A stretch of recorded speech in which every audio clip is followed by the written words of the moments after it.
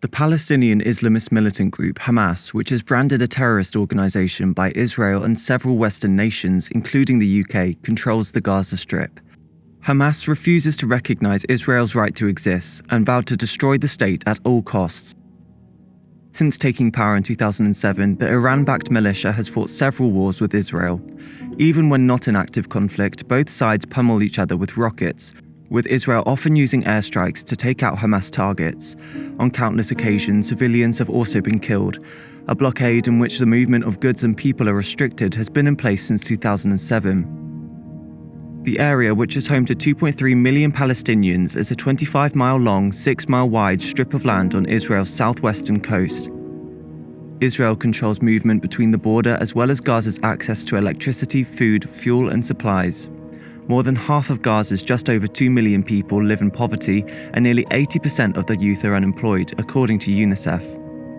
Israeli Prime Minister Benjamin Netanyahu declared a complete siege of Gaza on Monday, prompting intense concern about an impending humanitarian crisis.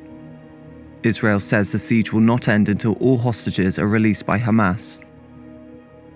The Palestinian territories made up of the West Bank and Gaza and Israel formed an area that was known for millennia as Palestine. Palestine was also the name of the lands ruled over by the Jewish kings in the Bible. Jews consider it their ancestral home and holy land. After the partition of Palestine in 1948, the land that was once inhabited by Jews and Muslims became the State of Israel. The Palestinians have waged repeated wars because they want Israel removed from the land they say belongs to them. The two sides are fighting this time after Hamas launched an unprecedented surprise attack on the weekend, firing thousands of rockets at Israel. Dozens of fighters invaded Israel, slaughtering and taking over 150 Israelis hostage in areas close to the border. At least 260 bodies were discovered at a music festival close to the Gaza border after Hamas shot indiscriminately at revelers. So far, the Israeli death toll stands at 1,300 people. Israel appears to have been taken completely by surprise at the most dramatic escalation in the conflict for decades.